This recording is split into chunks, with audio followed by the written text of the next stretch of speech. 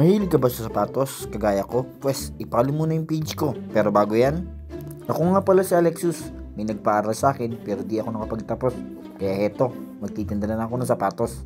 Dati nga pala akong promoter ng online sugal, pero pinagbawal ng gobyerno. Kaya magtitinda na lang muna tayo. Dati pa akong mahilig sa sapatos, kaya naisipan ko mag-online selling na lang ito. May nakilala kong tao sa abroad at doon ako umorder.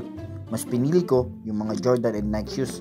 Medyo mataas yung presyo pero mas in demand at quality. Inabot nga pala ng 28 days ang pag-aantay ko bago dumating. At sa wakas dumating din August 15. Ayan, sobrang excited na ako niyan. And gusto ko na talagang buksan. So 3 boxes lang muna yung pinadala natin kasi nakisuyo lang tayo. At dali-dali ko agad binuksan yan pagpasok ko sa loob. Ayan, inisa-isa natin at nilagyan na natin ang tag para wala na tayong problema kapag nag-online selling na tayo. Nakakapagod din maglagay ng tag pero bawal tayo mapagod, kaya tuloy lang. At sa loob nga ng 2 oras, natapos ko na siya ng paglagay ng tag. Bukas, lilinisin ko na lang siya isa-isa. At excited na ako sa alas 12 ng tanghali kasi magla-live na ako nun. Sobrang excited ako at gusto kong malaman kung ilang sapatos yung kaya nating ibenta at magkano kikitain natin. So paano, hanggang dito na lang muna yung video natin kasi sobrang pagod na at inabot tayo ng 1:30 ng madaling araw. Syempre kasama na yung pag-i-edit dito. So bukas abangan yung episode 2 natin. At ito na, nagsisimula ang journey ko bilang live selling ng sapatos ni Alexus. Mahilig ka ba sa sapatos, kagaya ko? Pwes, ipalo muna yung page ko. Pero bago yan, ako nga pala si Alexus. May nagpaaral sa akin pero di ako nakapagtapos.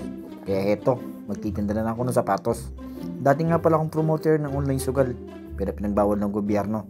Kaya magtitinda na lang muna tayo.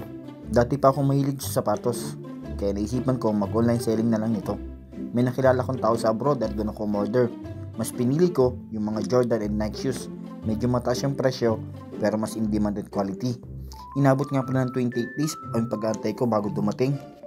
At sa wakas dumating din August 15. Ayan, sobrang excited na ako niyan. And gusto ko na talagang buksan. So 3 boxes lang muna yung pinadala natin kasi nakisuyo lang tayo. At dali-dali ko agad binuksan yan pagpasok ko sa loob. Ayan, inisa-isa natin at nilagyan na natin ang tag para wala na tayong problema kapag nag-online selling na tayo. Nakakapagod din maglagay ng tag pero bawal tayo mapagod, kaya tuloy lang. At sa loob nga ng 2 oras, natapos ko na siya ng paglagay ng tag. Bukas, lilinisin ko na lang siya isa-isa. At excited na ako sa alas 12 ng tanghali kasi magla-live na ako nun.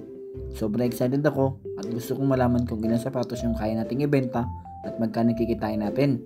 So paano, hanggang dito na lang muna yung video natin kasi sobrang pagod na at inabot tayo ng 1:30 ng madaling araw. Syempre kasama na yung pag-i-edit dito. So bukas abangan yung episode 2 natin. At ito na, nagsisimula ang journey ko bilang live selling ng sapatos ni Alexus.